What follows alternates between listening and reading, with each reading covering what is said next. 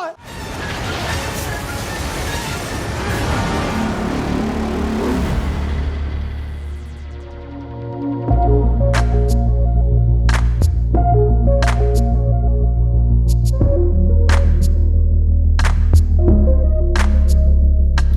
Meaningless, meaningless, says the teacher.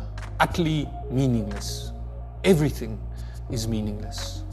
What do people gain from all their labors at which they toil under the sun? Generations come and generations go, but the earth remains forever. The sun rises and the sun sets and hurries back to where it rises. The wind blows to the south and turns to the north. Round and round it goes, everything returning on its course. All streams flow into the sea, yet the sea is never full. To the place the streams come from, there they return again. All things are wearisome, more than one can say. The eye never has enough of seeing, nor the ear its full of hearing. What has been will be again. What has been done will be done again. There's nothing new under the sun. Is there anything of which one can say, look, there is something new. It was here already long ago. It was here before our time. No one remembers the former generations, and even those yet to come will not be remembered by those who follow them.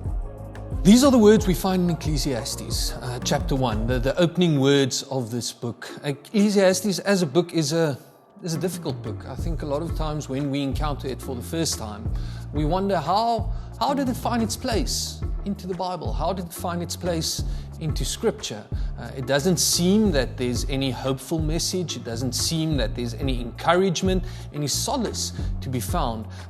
Actually, in contrast, it speaks to a very nihilistic approach to life. It speaks to a very futile way of looking at our lives, looking at our existence. Meaningless, meaningless. I think that's a question most of us have possibly been confronted with somewhere along the line. When we zoom out, when we consider the true scope of our reality, we realize our time, our lives, our decisions, actions, and words, futile in perspective. Most scientists estimate our universe is 13.5 billion years old. Earth itself has existed for 4 billion years. Humanity has existed for 200,000 years. If we stretch out our arms and put it on a scale, with the extent of my arms being the extent of the universe's existence, and you shave off the tip of the finger, that would be the sum total of humanity's time here on Earth. In that 200,000 years time span, we have existed. Our ancestors have existed. You've got 2 parents, 4 grandparents, 8 great-grandparents, 16 great-great-grandparents, 36 great-great-great-grandparents, 72, etc., etc., etc. In 200 years' time, at least 4,000 people lived, died, laughed, cried for you to be here today. 200 years, 4,000 people. 200 years out of 200,000. How many people existed within those 200,000 years for you to be here today? What are their stories? Who remembers their stories? Most probably no one. In 200 years' time, who will remember your story? So in the broader picture, in the broader context, our existence is, as the preacher says, meaningless. For us, this isn't true. We are very involved with what we do, what we say, what we experience, what we hear, what we see. That is our truth.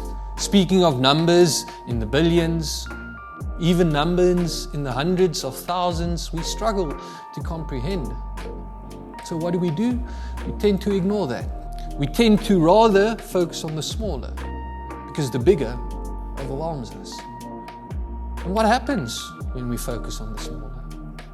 What happens when we put most of our effort and most of our energy into the incidental experiences? Think back. Maybe this is true for you.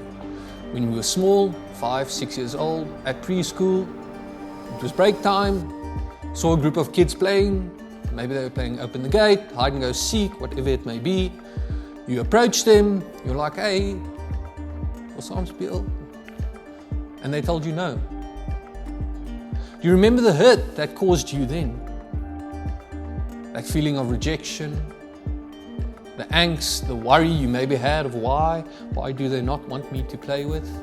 And if you look back now, do you still experience those same emotions? Or do you maybe wonder, why?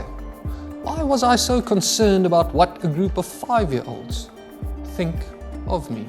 As you grew older, as you start to see life in a better perspective, you realize that the truth of your existence is not dependent on a 5-year-old's opinion of who and what you are. But has a lot changed though? I mean, what do we do today when someone says a hurtful word? When we experience something that causes us pain? How much value, how much worth do we still attach to those moments? How long do we entertain the thoughts of despondency, of depression, of sadness? In 30 years' time, will they still have the same value? Most probably not. In 200 years' time, will anyone remember that those hurtful words were said to you? Most probably not. Meaningless, meaningless, utterly meaningless. I think trying to focus on the bigger picture, which the preacher is maybe encouraging us to do, trying to realize that our time here is extremely fleeting. Our experiences are incidental. In the broader picture, they fall away. In the greater perspective, they become somewhat meaningless. That maybe the preacher is trying to encourage us that when you realize this truth, those situations that cause you angst, worry, stress, hurt, sadness, if we remind ourselves that these are mere fleeting moments, they are not the reality of our entire existence. They are brief moments, that we maybe learn to start carrying this a bit more lightly.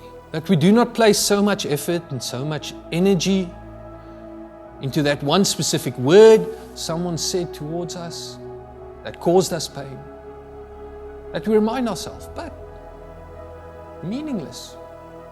Actually, this is somewhat meaningless.